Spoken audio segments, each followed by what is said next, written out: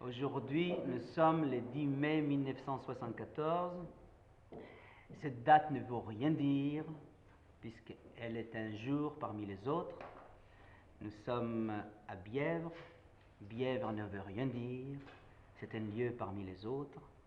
Mais si vous imaginez pour une seconde que Bièvre est la planète, et que ces jours-là, c'est tous les 365 jours de l'année, vous allez comprendre que tel est le désir de l'homme avec vous de fêter pour la première fois dans l'histoire ce que je désirais depuis toujours, depuis mon enfance, que les hommes célébreront leur rencontre. Or, cette rencontre que j'ai intitulée au nom de Tevel. Tevel veut dire en hébreu univers. Pourquoi je l'ai intitulé ainsi, c'est pas important. Pour moi, j'ai d'autres raisons que l'hébreu. Vous verrez que la signification de ces V, L et T, qui est la deuxième, la 12e et la 22e lettre, est important. Mais ce que je voulais surtout, qu'aujourd'hui, dans une époque comme la nôtre, une époque planétaire, où les hommes, par leur multitude subjective,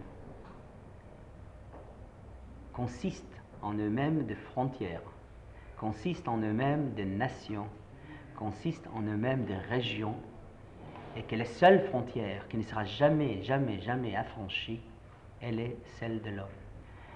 Or, je crus que le moment est opportun et propice pour que nous célébrions une chose non consciente qui est la rencontre de l'homme dans l'espace et dans le temps. Et je crus aussi appliquer ce système décimal pour la simple raison qu'il est basé sur les zéros. Et les zéros ne veulent rien dire. Mais vous verrez que dans les 1000, il y a 3 zéros. 3 est la création. Vous voyez que nous sommes ici 7 femmes et 7 hommes, beau à faire. Nous sommes 2 pôles différentes.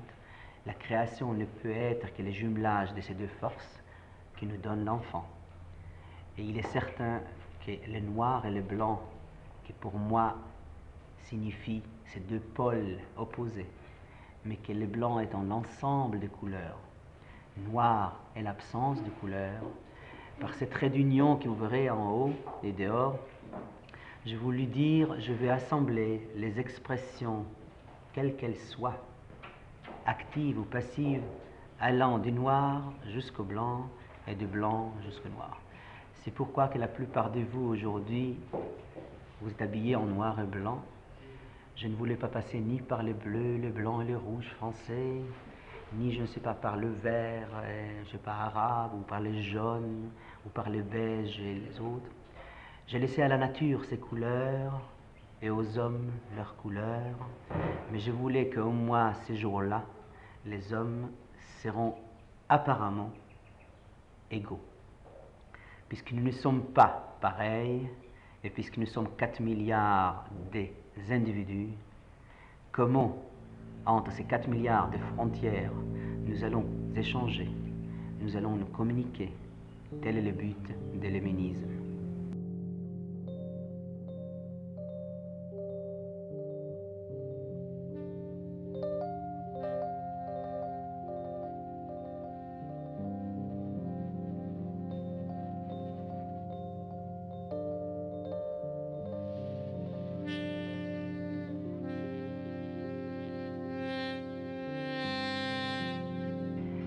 Les jours que les hommes arriveront à comprendre qu'il y a l'infini de formes d'interprétation et l'infini de formes de compréhension, peut-être là, l'époque tevelienne sera dans son apogée.